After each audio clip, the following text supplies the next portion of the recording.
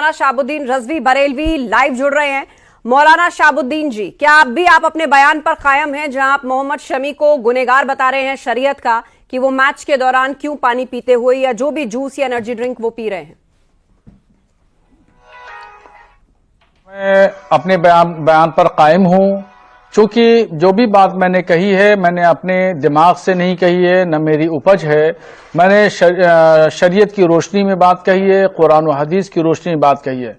बुनियादी तौर पर यह समझिए कि देखिए, इस्लाम के अपने उसूल हैं और इस्लाम के जो अरकान हैं उन रुकनों में 5 रुकन फर्ज हैं, जैसे तौहीद, नमाज, रोजा, हज, ज़कात, ये फर्ज है। इन्हीं में से रोजा एक है। लेकिन सवाल ये उठ रहा है मौलाना शहाबुद्दीन जी, क्या इन सभी को जानने वाले या मानने वाले अकेले आप ही हैं? आपको पता होगा कई मुस्लिम धर्मगुरु समर्थन कर रहे हैं। वो कह रहे हैं कि यदि आप सफर में हैं तो आप ब्रेक ले सकते हैं, उसके बाद रोजा रख सकते हैं। तो इस हिसाब से भी ये बात फिट बैठती है। वो देश के लिए मैच खेल रहे थे, एक तरह से देश के को रिप्रेजेंट कर रहे थे, एक जंग थी जिसमें वो पार्टिसिपेट कर रहे थे और वो अपना फर्ज अदा कर रहे थे। देखिए, पहले सवाल का आपने जवाब मुकम्मल नहीं होने दिया, बीच में आपने बोल दिया। दूसरा सवाल नहीं, आप शरीयत का हवाला दे रहे थे ना, तो मैंने कहा आपको याद दिला दूं कि कई और मुस्लिम गुरु हैं जो उसी शरीयत के हवाले से ये बात कह रहे हैं। अरे मोहतरमा सुनिए, हाँ। अरे सुनिए, हमें मालूम है, हमें मत पढ़ाइए। नहीं, हम पढ़ा नहीं रहे। आप ही के जैसे मुस्लिम धर्मगुरु हैं, उनकी बात को आपके सामने रख रहे हैं। पहले जो है सवाल जवाब दीजिए। आप सवाल कर रही हैं, जवाब सुनना नहीं चाहती हैं। नहीं, आपने जो कहा वो दिन भर लोगों ने सुना, लेकिन और भी मुस्लिम धर्मगुरु जो कह रहे हैं मैं आपके सामने वो रख रही हूं। मौलाना शहाबुद्दीन जी, उस पर जवाब दीजिए। सब्र नहीं कर पा रही है, इंतजार नहीं है जवाब का, ताबड़तोड़ सवाल कर रही है। सवाल करने का ये तरीका नहीं होता है, एंकरिंग करने का ये तरीका नहीं होता है। जिस तरीके से आप जो है पेश आ रही हैं, आपको पहले जो है पहले सवाल का जवाब देना चाहिए। बिल्कुल, हम भी सिखा सकते हैं, हम आपसे बड़े हैं। आपको सिखा रहे हैं।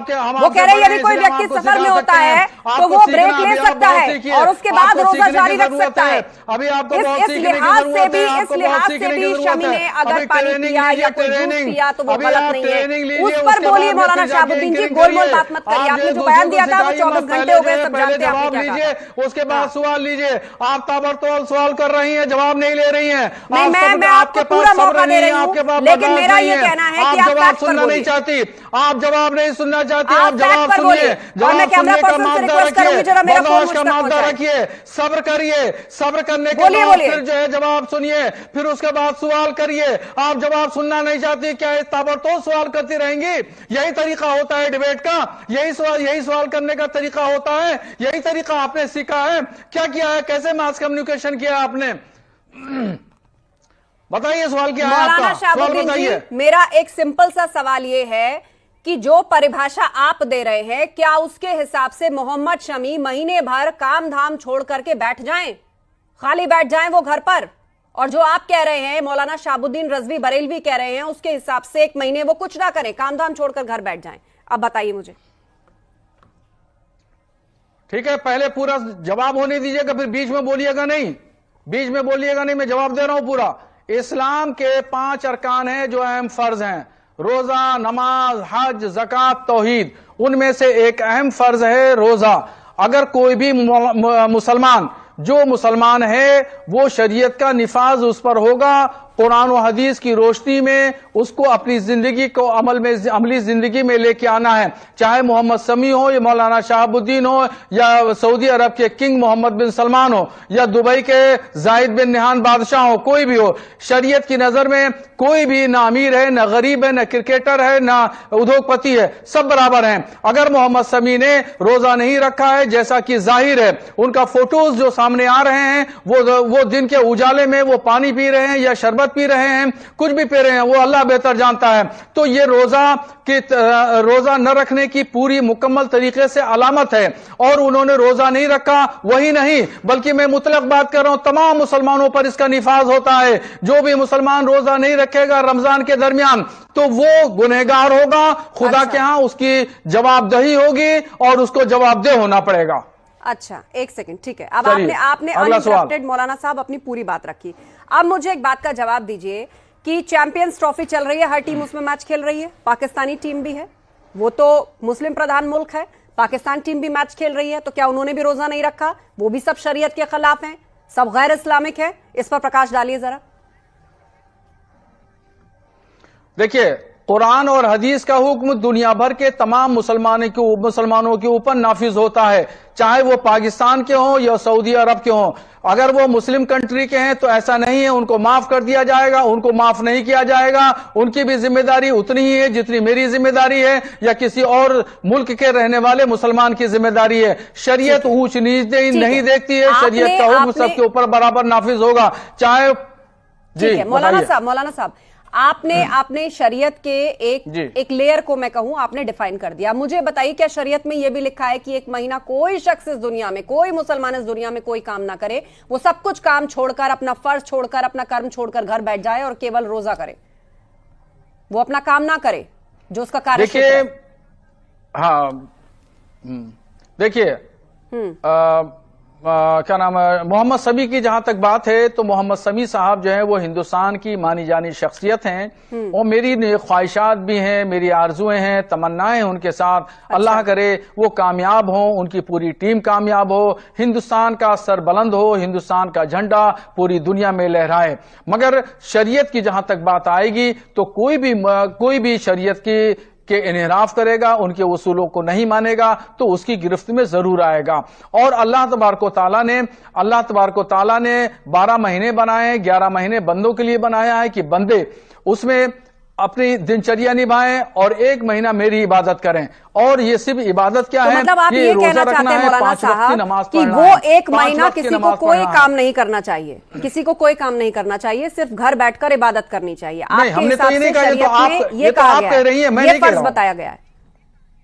नहीं, मैं नहीं कह रहा हूं, ये मैंने पूरे जुमले में कहीं नहीं कहा, पूरी अपनी गुफ्तगू में ये मैंने नहीं कहा। ये तो आपकी दिमाग के ऊपर है, आप जबरदस्ती ये बात कह रही हैं, जबरदस्ती आप बात कह रही हैं। अब आप मेरा सवाल कुछ सुनिए, नहीं अब आप मेरा सवाल शरीयत ने कहा अपना, शरीयत ने कहा अपना काम भी करिए, शरीयत ने कहा अपना काम भी करिए, अपना धाम भी चलिए, सवाल भी है और जिज्ञासा भी है, और जितने लोग, करोड़ों लोग इस वक्त आपको टीवी पर देख रहे हैं, उनके अंदर भी ये जिज्ञासा होगी। मगर सवाल को ध्यान से शरीयत का जो हुक्म है उसको मानिए। आपने बताया क्या हुक्म है, जो आपने पढ़ा, जो तर्जुमा आपका था, आपने सबके सामने करिए। लेकिन सवाल ये भी है कि दुनिया में और भी बहुत सारे ऐसे मुल्क हैं जो इस्लाम को फॉलो करते हैं और वहां पर मेजॉरिटी में रहता है। पाकिस्तान भी उनमें से, पाकिस्तान की टीम मैच खेल रही है, रमजान का महीना चल रहा है। सवाल नंबर 1। दूसरा ये कि आपके जैसे बहुत से मौलाना हैं जिनका ये कहना है कि यदि कोई सफर में है तो वो रोजा से ब्रेक ले सकता है और उसके बाद रोजा कायम रह सकता है। यदि कोई बीमार पड़ जाए तो इसके लिए क्या एक्सप्लेनेशन है?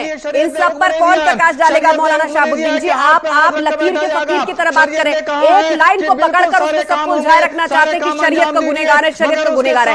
इन सबको भी एक्सप्लेन करिए ना, नमाज भी रखिए, नमाज इन सबको भी एक्सप्लेन करिए ना शहाबुद्दीन जी। मेरी आवाज आप तक पहुंच रही है? तमाम उसूल अपनाइए, मेरी आवाज पहुंच रही है आप तक? तमाम उसूल अपनाइए शहाबुद्दीन जी, पहुंच रही है? हाँ, मेरी आवाज पहुंच रही है। तो मेरा एक बहुत ही सादा सा सवाल ये है, ऐसे है। बहुत सारे मुस्लिम धर्मगुरु हैं, फिर रिपीट कर रही हूं, ये शायद मैं तीसरी बार पूछ रही हूं, जिनका ये कहना है कि यदि कोई सफर में है तो रोजे से ब्रेक लिया जा सकता है, उसके बाद उसको कायम रखा जा सकता है।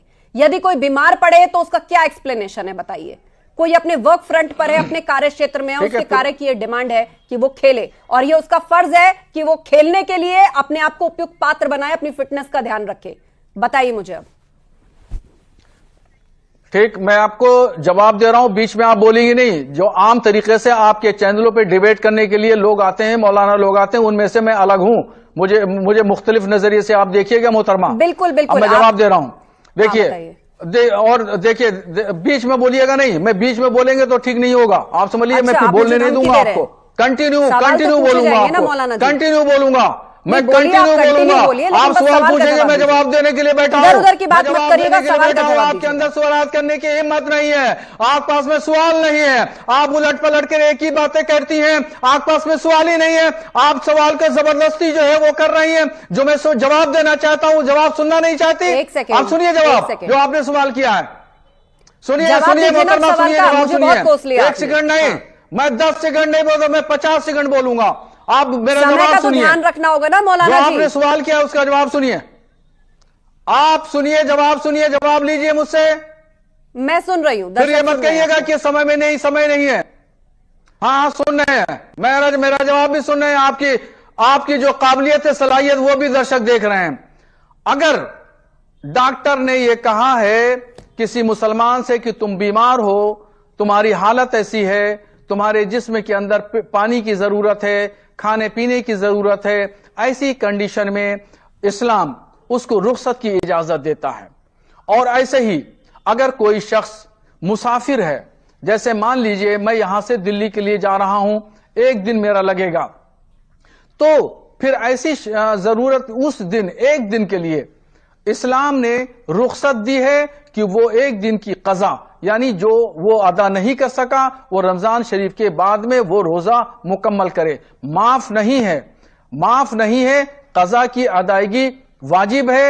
ऐसे ही बीमार के लिए भी हुक्म है, और ऐसे ही जो है वो मुसाफिर के लिए हुक्म है। इसके अलावा और बहुत सारी जो है, आप बीच में फिर क्यों बोल रही हैं? मेरा जवाब सुनना नहीं चाहती, फिर आप बीच में क्यों बोल रही हैं? कि मोहम्मद शमी ने खेल के दौरान अगर पानी पिया या जूस पिया, और आप खुद बता रहे हैं कि यदि कोई सफर में है तो एक दिन के लिए मुआफी है, बशर्ते वो रमजान के बाद उसको पूरा कर ले। तो आप मोहम्मद शमी को गुनहगार कैसे कह सकते हैं इस लिहाज से भी? चाहते क्या है? आपको अगर मैं कुछ नहीं चाहती, मैं चाहती हूँ हर स्थिति आप साफ करें और ये बता के जाए कि फर्ज बड़ा है या धर्म बड़ा है। मदरसे में आपके करीब में कोई मस्जिद हो, आपके करीब में कोई मदरसा हो, वहां चली जाइए, वहां मुझे मदरसा जाने की कोई आवश्यकता नहीं है। शरीयत क्या कहती है? मैं क्यों जाऊंगी मदरसा? आपको जानकारी मिल जाएगी। बात कर रहे हैं आपको कतन जानकारी नहीं है। सवाल पूछा गया, आप उसका जवाब दीजिए। ये बताइए मुझे कि फर्ज बड़ा है या धर्म बड़ा है? धर्म भी वो जो मौलाना शहाबुद्दीन एक्सप्लेन कर रहे हैं। जानती है, तरीक़त नहीं जानती है, कुरान का इल्म नहीं है, हदीस का मौलाना इल्म नहीं साहब है। मुझे काफी कोस लिया आपने, अब सवाल के जवाब पर आ जाइए और ये स्पष्ट करिए कि मोहम्मद शमी को आप इस आधार पर भी गुनहगार कैसे कह सकते हैं, जबकि आपने खुद बताया कि सफर में मुआफी है। तो आप जवाब नहीं सुनना चाहती हैं। जब हम आप सही सवाल ही नहीं सुनना चाहते, सही सवाल नहीं सुनना चाहते। आप एक लाइन पकड़कर बैठे हैं, आप गुनहगार है, गुनहगार है, गुनहगार है, और तरीके भी आप खुद ही बता रहे हैं कि सफर में मुआफी है। तो उस लिहाज से कैसे गुनहगार हुए मोहम्मद शमी? इतिहास पढ़िए, उसके बाद में आकर के किसी मौलाना से बहस करिएगा। मैं बाजारू मौलाना नहीं हूँ, मैं टीवी डिबेट में आने वाला मौलाना नहीं हूँ। आप अदब से सबकी बात करिए, आप अदब से सबकी बात करिए। आप कोई अकेले मौलाना नहीं है भारत के या विश्व के, और भी बहुत सारे मौलाना है और मुस्लिम धर्मगुरु हैं, और जिनका ये कहना है, साफ साफ कहना है कि शरीयत में लिखा है कि यदि कोई व्यक्ति सफर में है तो उसको उतने समय के लिए मुआफी मिल सकती है, बशर्ते रमजान के बाद वो उसको पूरा कर ले। तो इस लिहाज से भी केवल शरीयत का हवाला देकर आप मोहम्मद शमी को गुनहगार कैसे कह सकते हैं? सवाल अब भी बना हुआ।